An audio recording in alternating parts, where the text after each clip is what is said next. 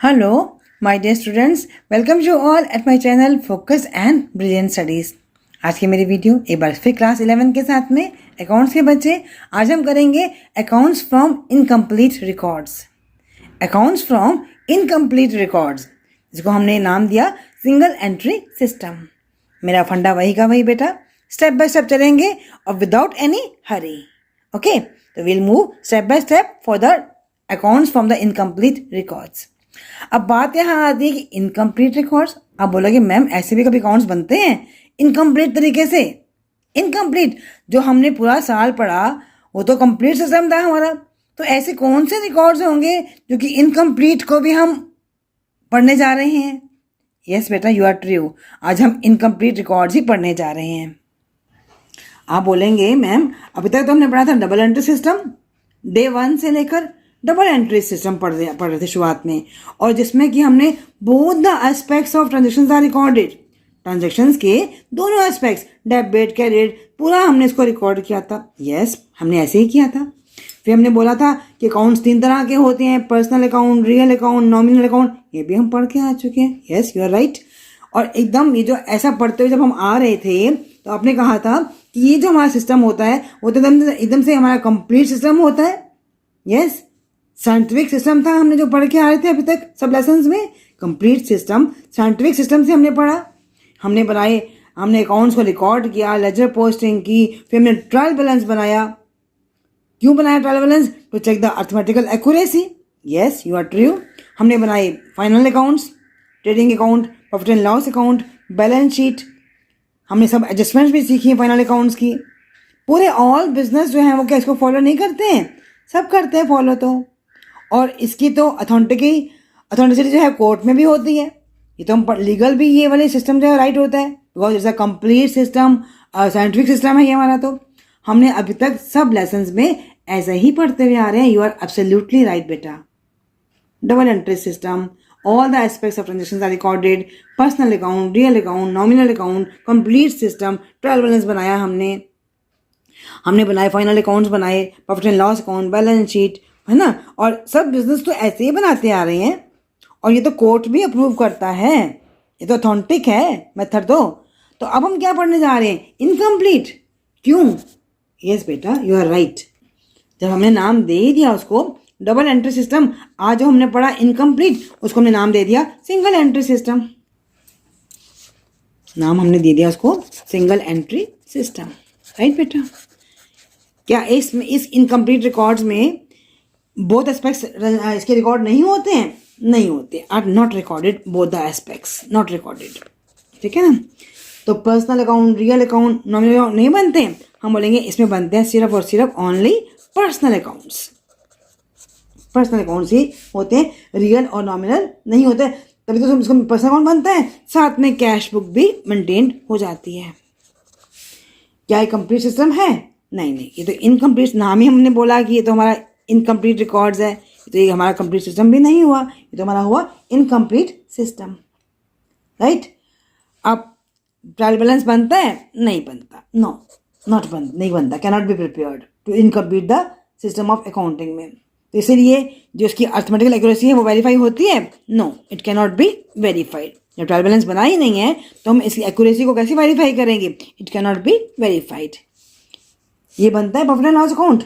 नहीं बनता, not prepared. हमारा इसमें मेथड ये वाला होता ही नहीं है।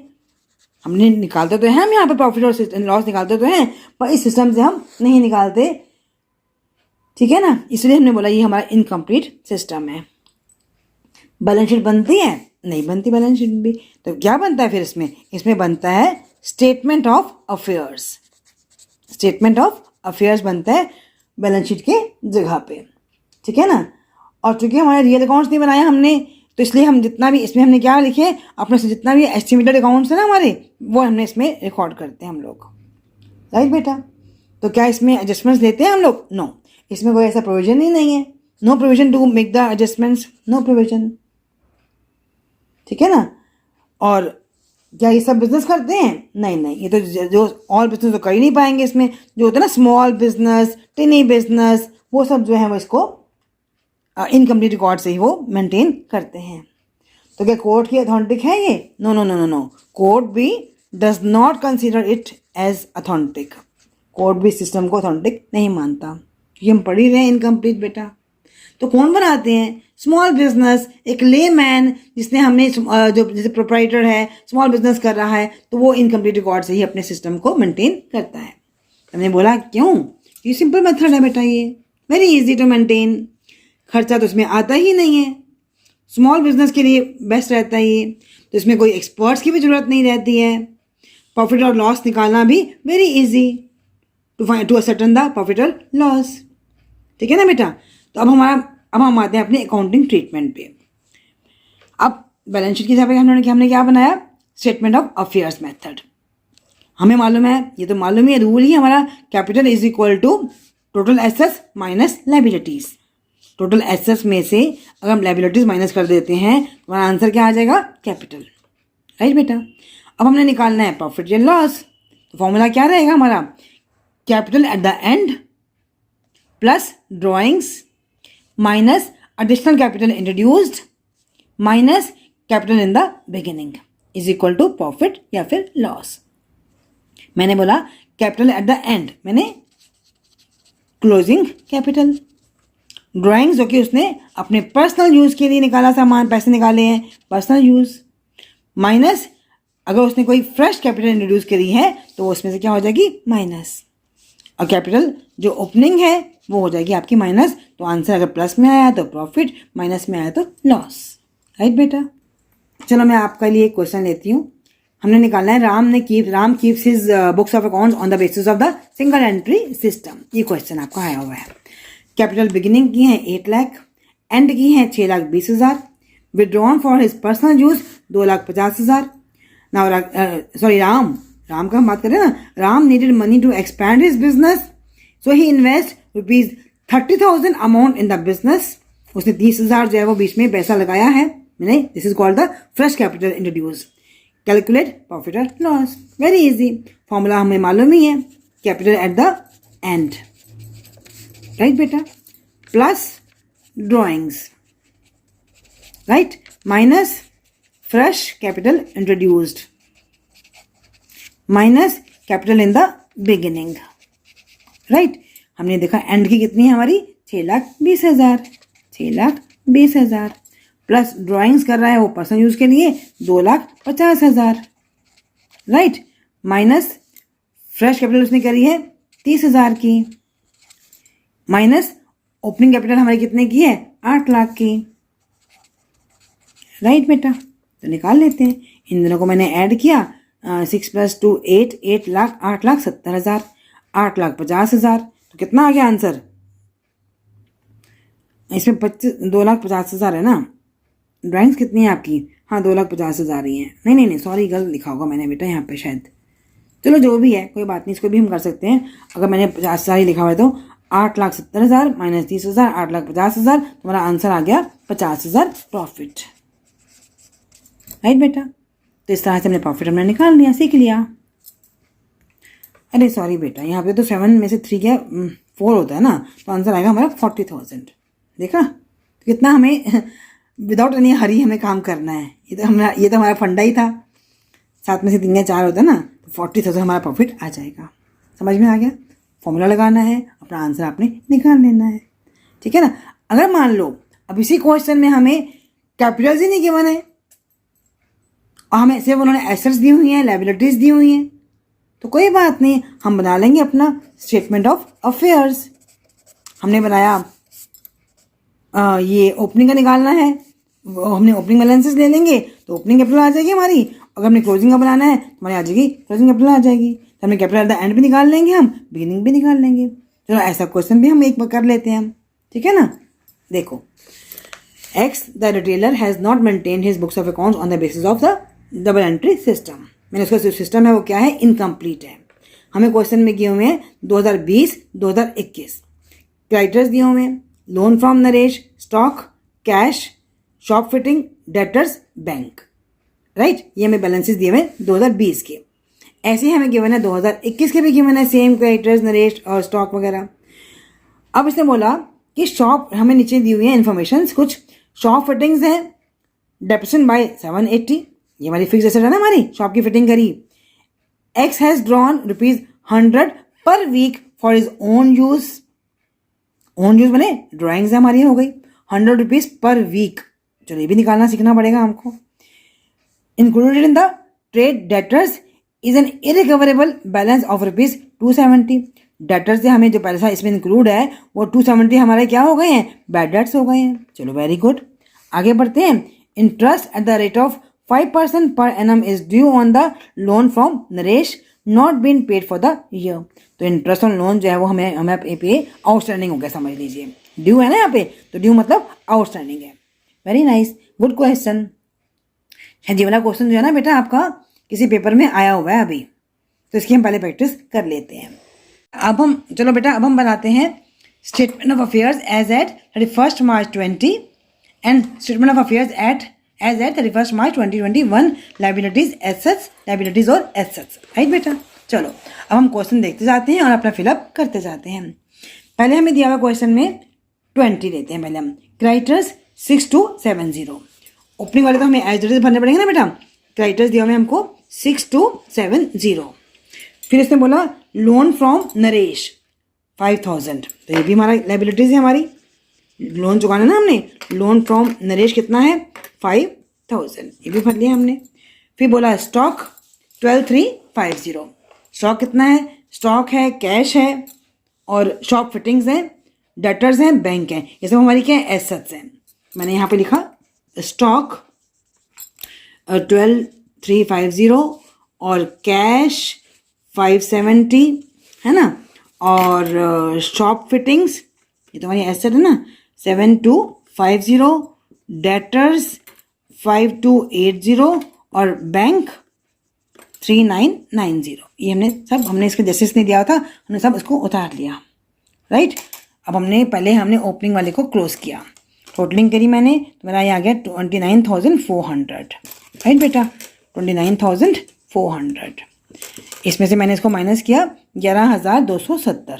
ये टोटलिंग आ गई ना हमारी 11,270. मैंने माइनस किया 270, तो 03181.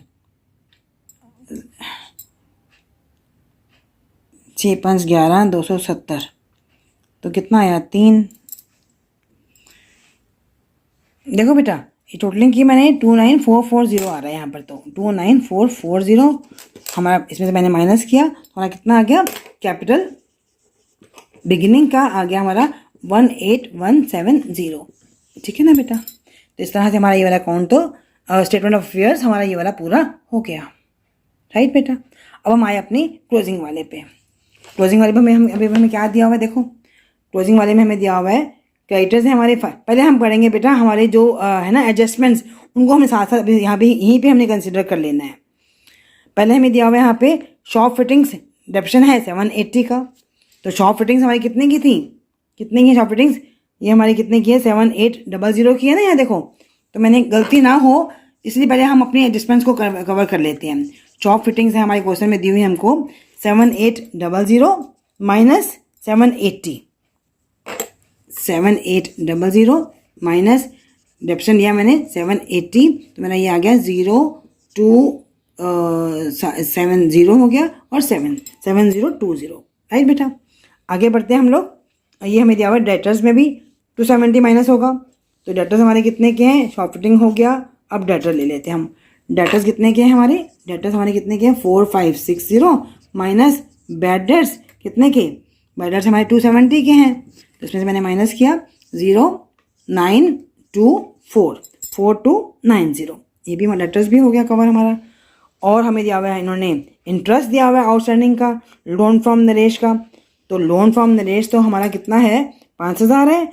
5000 पे कितना इंटरेस्ट हुआ 5% है ना, 5% है ना, तो 250 ड्यू है. तो मैंने यहाँ लिखा लायबिलिटी साइड में लोन फ्रॉम नरेश कितना है 5000 प्लस आउटस्टैंडिंग इंटरेस्ट कितना है 250, तो कितना आ गया 5250.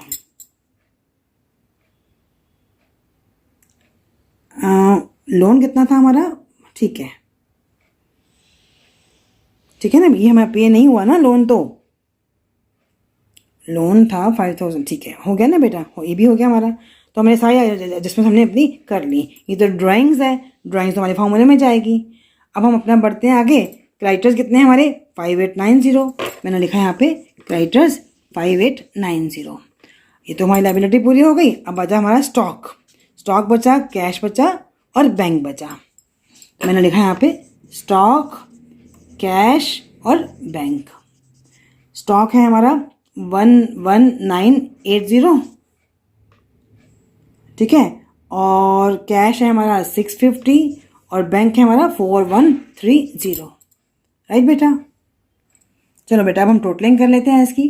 टोटलिंग की मैंने तो इसका आ रहा है 28070, तो यहाँ पे भी इतना ही आना चाहिए 28070, ठीक है ना। ये तो डबल लाइन डाल दी मैंने।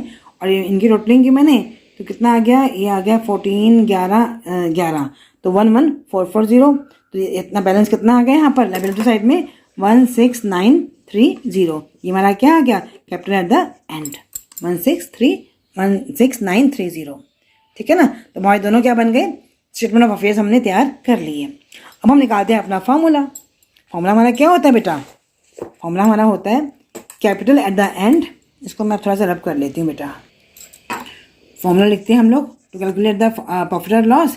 कैपिटल एट द एंड हमने निकाला है कितना 16930 प्लस ड्राइंग्स। ड्राइंग्स कितनी है हमारी, उसने बोला 100 रुपीज़ पर वीक, 100 पर वीक। सोचो ना, पूरे साल अगर हमें दिया था 6 मंथ्स तो हम 600 बोल देते हैं।